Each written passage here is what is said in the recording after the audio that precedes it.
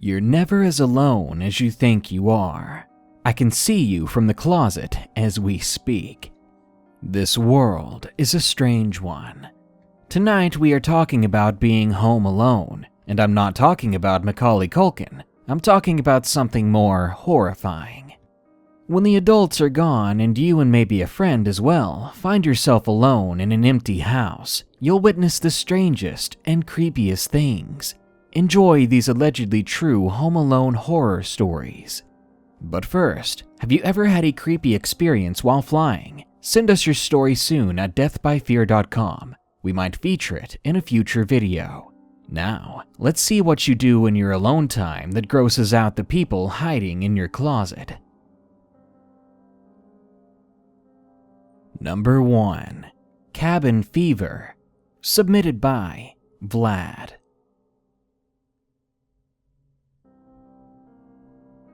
Me and a friend of mine, let's call him Hunter, have been close since we met in 2nd grade. We both have similar interests, and we agreed on basically everything, apart from ice cream, that is. We were normal friends until about 6th grade. We both go to a private school, and my friend's mother is basically never at home. She's always on business trips and things like that. She's away for months at a time.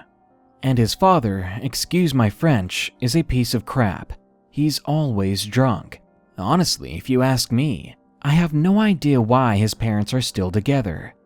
But anyway, around 6th grade, Hunter's father's drinking problem got even worse. It got to the point where he had started to abuse Hunter, both verbally and physically. My parents soon found out about this. From that point on, Hunter basically comes and stays at our house when things go south, even now as we're both 15. Things are so bad that sometimes he doesn't even have time to pack his bag with clothes. Everything of value he owns is at my place because he doesn't trust his father to not break them or sell them. I really feel bad for his situation, but I'm glad that my family is there to help. And luckily, we both have the same physique, so clothing isn't an issue. Some of you might find that odd or disgusting, but he's like a brother to me. I would do anything for him. We're both single children in different situations. Well, one year it was the first week of summer vacation, and for some reason, my parents decided that it would be fun to go to our chalet in the mountains. Now, let me explain, since it will be important to the story. Basically, we have a chalet that can comfortably house 14 people. It has an indoor pool, outdoor hot tub, a home cinema, a gaming room, etc. And there's a ridiculous amount of closets, both walk-in and normal. If someone were to break in and hide in the house, it would be a real dangerous pain to find them. So we were going to the chalet, and we gladly invited Hunter to join us. We were both really happy.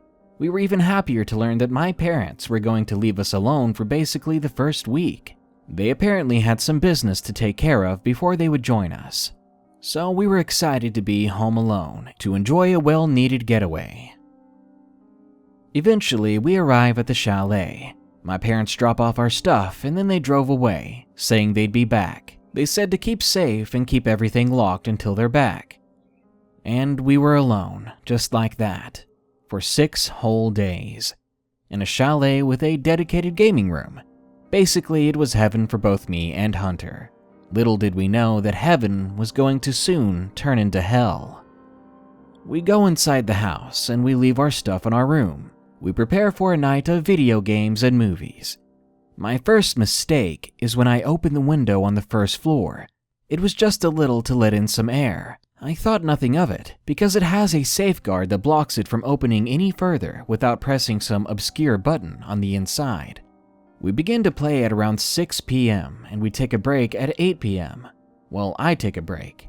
I pass the window that I had opened before, yet somehow it's now fully open.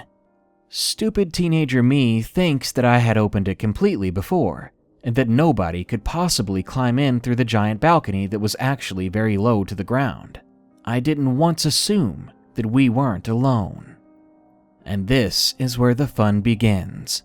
I close the window, go to the bathroom, and I take a water bottle from the kitchen back to us for future use.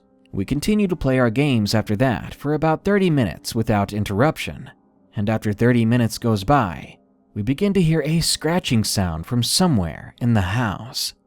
We pass it off as some animal scratching outside, just really loudly. So we get back to our games, until Hunter says something which still gives me chills. He asks me why I put my hand on his shoulder. We had the lights turned off, and he was concentrating very hard on the game. We were playing Call of Duty Zombie Survival, and as it was his turn, I was just watching and relaxing. Hopefully, none of you will ever in your lifetime feel that feeling of dread in your stomach, that feeling that you are being hunted in your own home, a place you're supposed to feel secure. I turned to look at Hunter, and indeed, there is a hand on his shoulder, and it's a hand that isn't mine. I'm so scared and surprised that I'm paralyzed. The man that's behind him is wearing all black, and his face is hidden by the hood of his jacket. My friend screams when he notices that it's not my hand. I take action first. I jump up, pulling Hunter by the hand. I hear his shirt rip as we both run out of that room. We hear this stranger behind us. Everything's so dark, I'm easily able to lose him in my house. Luckily, even if it's pitch black, I know where I'm going. It's a lot like a maze if it's your first time here. I pull Hunter up the stairs to the second floor with me. There is a sort of living room. We crouch down behind the couch, and I pick up the phone to see if I can call the police. This is an old corded landline. It's been at this house ever since we bought it, and it's always worked fine. But for some reason, there wasn't even a dial tone. And that's when I realized that the cord connecting to the machine was cut. We were out of luck because our mobile phones were in our bags upstairs. We hear footsteps coming from the direction we came. Slowly, this stranger was making his way towards us. With a cold feeling, I realized that I don't have the advantage of my enemy being unfamiliar with the layout of the house. I don't know how, but he was navigating it with ease. Maybe he got a feel for it while we were distracted with video games. I'm not sure, but every second that passed, I felt more and more like we were about to die. We hear those footsteps getting closer, and then they stop at the entrance to this living room, and he whispers out loud, loud enough for us to hear, "You boys have nice skin. I want to see more. Please, may I?" My friend is shaking, and I'm paralyzed. He starts to step closer, heading straight for the couch which we're behind. He whispers again, "I know where you are. I know the layout of this house. You can run, but I will find you." Tears are flooding down my eyes. I was so sure that this was the end, but I wasn't about to give up without a fight. We both bolt, luckily in the same direction, towards the exit, and immediately he starts after us, and he's keeping up. We pass a large cabinet, which I push over to block the path. It slows the man down, but only for a moment. We turn the corner and run up to the third floor, the floor with bedrooms, the floor with our bags and phones. Hunter runs to our room, but I stop him, and we run to a guest room, which has a really low bed with low covers. It has a type of storage box underneath it, which you can open with a secret button located underneath the frame of the bed. I open it, and we crawl inside. I close the door. The covers of the bed cover the top of that door. We remain there for a small while, working on getting our breathing under control, because, as it was, we were breathing like crazy. Soon we hear that man thundering up the stairs. He's panting, and he shouts in the hallway, "I can smell you. It's nice. It's only a matter of time before I catch you, and I'll make you mine." Hunter whimpers and starts to hyperventilate. It's loud. We don't have anything to stop it or stifle his breathing. We try to cover our faces with our shirts, but it doesn't work. We can hear the man moving closer, and with each step, Hunter's breathing gets worse. I then try to do the last thing possible. I try to comfort him. I try to mimic my parents. I put my arm around him, and I tell him that it will be all right, that we'll get through this. And amazingly, it works. I wasn't putting much faith into it though. I continued to hold on to him, if only because it was helping me calm down as well. Then the door to the guest room we were hiding in bangs open. Hunter holds me even tighter, his face is pressed against my neck. There's wetness on my skin. He's crying too, and he's trembling, but he's completely quiet now. Suddenly, the man begins to ransack the room, overturning furniture and generally destroying the place searching for us. He grunts in frustration the entire time and emits a growl of frustration at the end that chills me to the bone. The man sounds like a wild animal, not some normal, decent human being. It sounds more like something a young, petulant kid would do. The fact that he's a grown man makes this more disturbing. Soon after he seems to not be able to find us, he runs out of the room and starts to climb up to the 4th floor. Our bags are on this floor and our phones are there, but we'd still be close to where he is. We have an alarm system, one that we didn't know we needed to arm while we were here alone. Stupid, I know. If we could go downstairs and trigger that alarm ourselves, maybe the sound of it would scare the man off, and at the very least, it would call the cops. So we open the door and we begin to tiptoe downstairs. I open the protective cover with the house key and I look at it. There's the magic button on the alarm system, the home invasion alarm button. I press the button, not hesitating a moment, and in an instant, that ear-splitting sound shrieks through the house.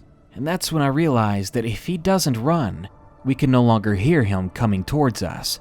So basically, we won't know where he's at until help comes. I close the lid and I lock it. We start to the edge along the wall towards the main living room. We want to escape via the huge glass sliding door. The last thing I recall before everything goes black is a sharp pain on the back of my head. The rest of the story is from what Hunter said happened. He was the only one conscious for the rest of it. The man had apparently snuck up behind us and hit me in the head with a rolling pin from the kitchen.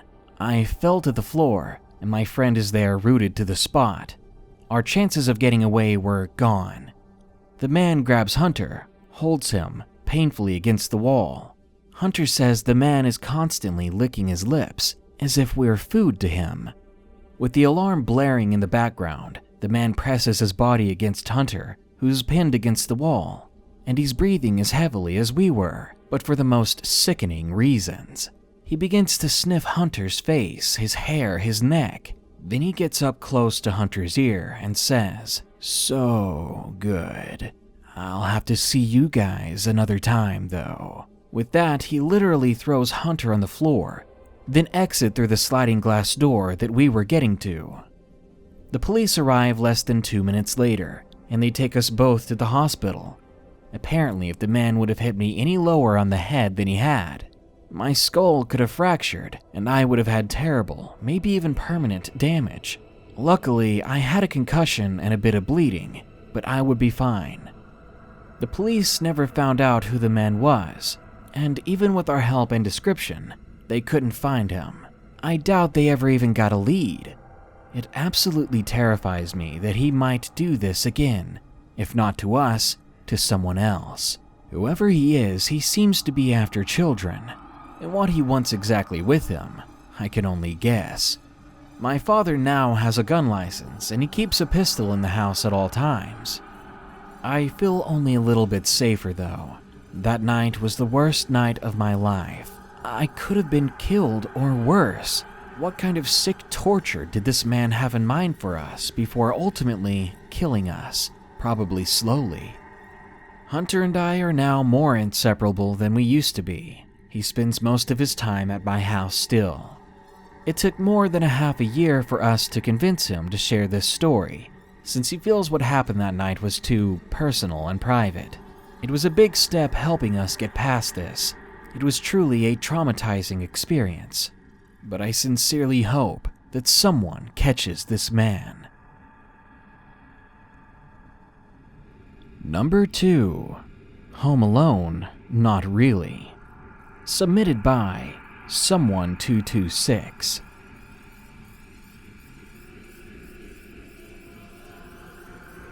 I'm 14 years old, and I live in the capital city of Estonia. I live in a 4-roomed apartment with my parents, my sister, my brother, and my dog. My mom and her parents moved into this place when she was about 5 years old.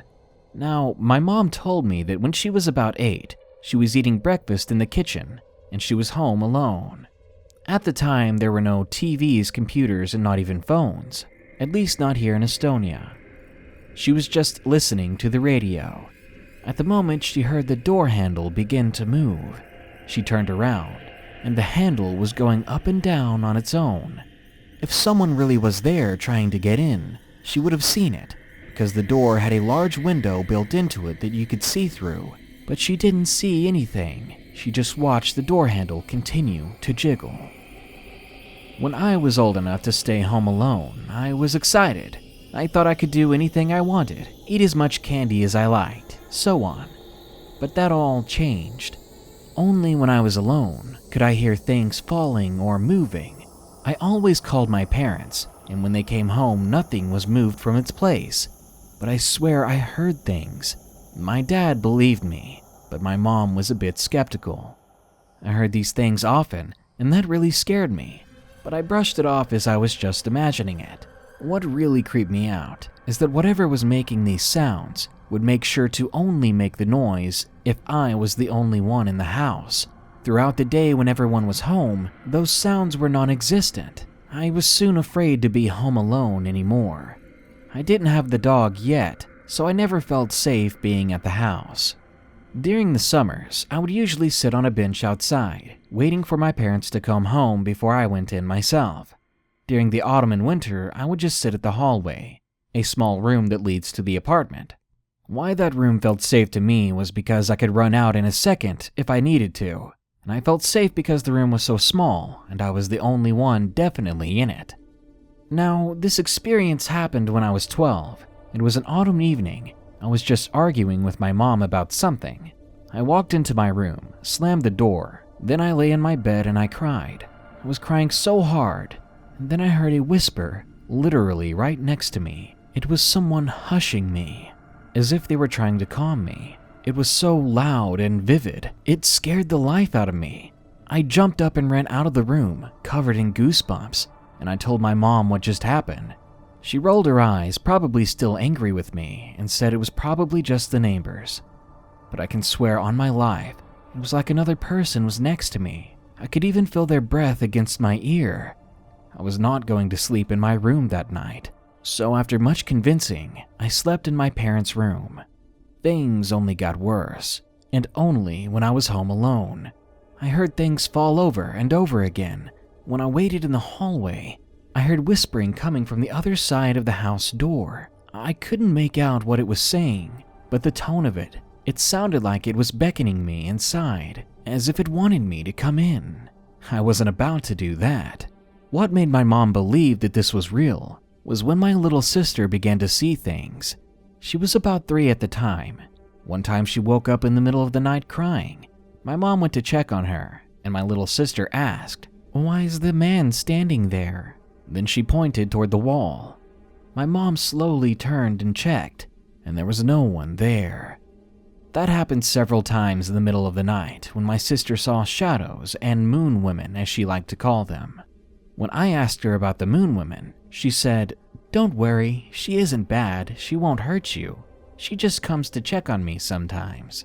Being a kid that age, I told myself she was just making it up, right? I didn't believe it though. My mom called some psychics to come over and see if they can see or sense anything in the house. One of them said they could. They explained that our house had an opening where spirits were coming through. Being a bit skeptical of psychics, I wasn't sure if I believed them, but we searched the place for a good 30 minutes to see if we could feel any stronger presences in certain spots. We ended up encircling a small mirror that I had brought home one day. They said that that was the portal. We were told that we have to smash that mirror broken, so even though I protested, my parents broke it. Bizarrely enough, we haven't heard or seen anything since that experience, and when I'm home alone, I finally feel like I'm alone, and I hope it stays that way. Number 3. Home Alone. Submitted by Alex C.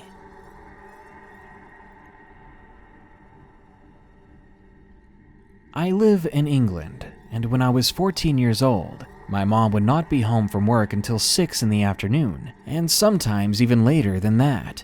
This was because she would have to stay later than the others at work to sort out the money and take it to the bank.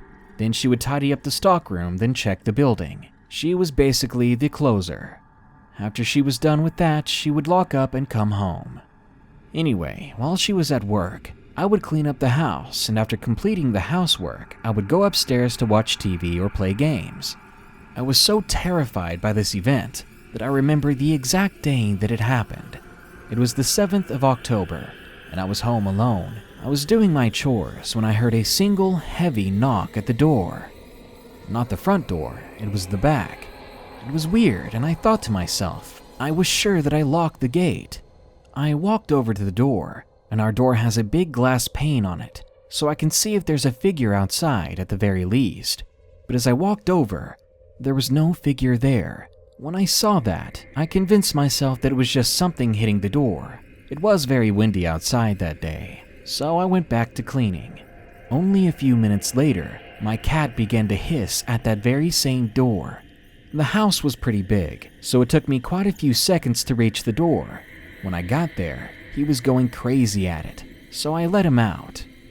After that, nothing eventful really happened, except when the crap hit the fan.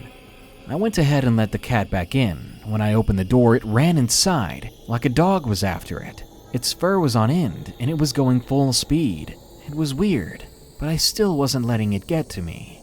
So I went upstairs to play games when something literally speed-walked past my door and down the hall. I froze, listening for the sounds of intruders in my home. Seconds later, my brother's bedroom door slammed shut, and the cat was frantically meowing and clawing at the door. I rushed to the room, and the door would not open.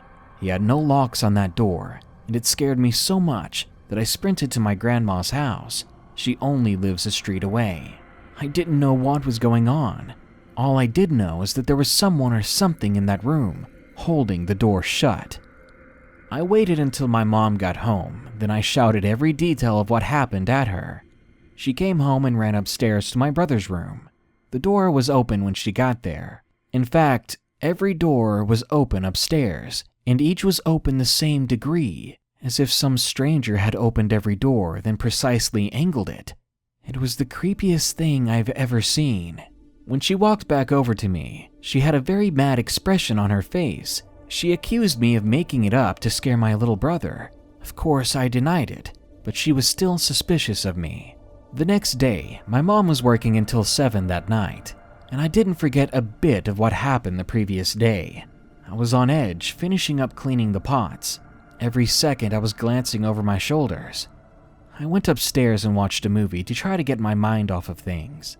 About halfway into the movie, I fell asleep, and I woke up to the sound of glass shattering into pieces. I ran to the stairs to see what the noise was, when I saw that exact same figure from before. It walked past me and went toward the stairs and never even acknowledged that I was there. Afraid but curious, I went down and I screamed as I saw every cupboard and drawer was open, and so was the door. All the dishes were broken, and I mean the floor was drowning in broken glass. But this time, when I told my mother what happened, she believed me. She knew I wasn't crazy, and only a crazy person would smash all that glass. It's been 4 months, and nothing else has happened, except for the other day, because I came home from school to see my mom's face, which was completely shocked. She said that she was getting ready for work when she saw the figure pass in front of her. Whatever it is, it's still here. And number 4, creepy Home Alone experience, submitted by Anonymous Entity. I'd like to start off by saying that I'm not completely sure if this is paranormal or not. This experience is somewhat confusing, as I really don't know who or what is causing it. Some years ago, when I was 12, I was left home alone. It was a snow day on the Tuesday after February vacation. The funny thing is though that there was barely any snow that day. The real danger here was the mud. So my parents left home around 9 o'clock. They own a company together, so they weren't even thinking about calling it a day just because of the mud. I simply went to my bedroom, turned on the TV, and looked on my phone. I was watching YouTube and playing games, and before I knew it, I fell asleep for a nap. At around 10 that morning, I woke up, and I continued on my phone, when a few minutes later, I heard something. I brushed this off as another house noise, as I get lots of those. Sometimes the house settles, sometimes it creaks beneath your weight, things like that. Believe me, you do not know how much I overreacted from a simple cup falling. But these noises began to get suspicious at around 11:15, and it was at that time that I had to use the bathroom. I walked over to it, opening my room's back door. Now my room is a bit of a passageway between the upstairs hall and the hall leading to the west, where the staircase is. My room is directly to the left at the top of the east staircase. So basically, if someone did break in, I'd be the first one dead. My back door leads to the west side, and directly across from the door is my bathroom. As I opened my back door, I heard walking on the first level. It was directly below me where the kitchen would be. Then the noises stopped. The footsteps were stopping, and they stopped literally right below me where I was. After I heard that, I decided I could hold my bathroom break, so I shut my back door and waited in bed, listening. After the suspense got to me, I yelled out to whoever it was to get out of here. The moment I did, I heard an even louder boot or something stomp at the bottom of my east stairwell. I literally flew out of my bed. I rushed to my defenses and barricaded my door. I grabbed a lamp and an old racket toy as weaponry. I heard yet another stomp up the staircase, coming closer to my room. I was beginning to cry. I called my parents and my best friend, as his mother worked for my mom. Of course, my friend and his mother were the first to answer. They assured me that my mom was on her way. My nearby neighbor, who was a tenant on our land, said she'd come by as well. By now it was 11:30. I finally heard the door open after what felt like hours. My name was called by our tenant, and after a minute or more crying, I felt safe enough to give out my location. She walked to my room and I opened the back door for her. I was so relieved and finally looked out of the room, preparing myself. Nothing had been stolen, but my tiny storage room door was wide open and some extra toilet paper rolls had fallen out. The scariest clue came when I went down to the kitchen, where I had heard the first stomp. I saw one pair of wet, muddy footprints that looked to belong to a 15-inch boot. None of my family members wore that size, nor was it their boots. We don't know who or what it was, but we were sure by then that someone had broken in, and better yet, someone had come painfully close to my bedroom door. My mom assumed it was some drunk that broke in for a place to stay or rest, but even if it was paranormal, I might believe it, because in the past I know a few people have died here.